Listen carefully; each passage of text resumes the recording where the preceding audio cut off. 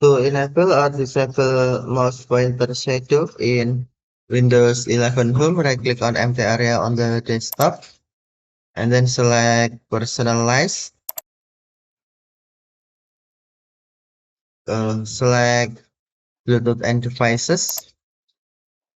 Scroll down the screen, tap Mouse, and then tap Additional Mouse Settings. Tap Pointers,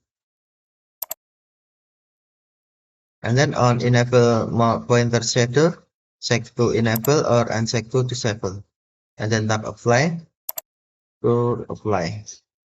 Right.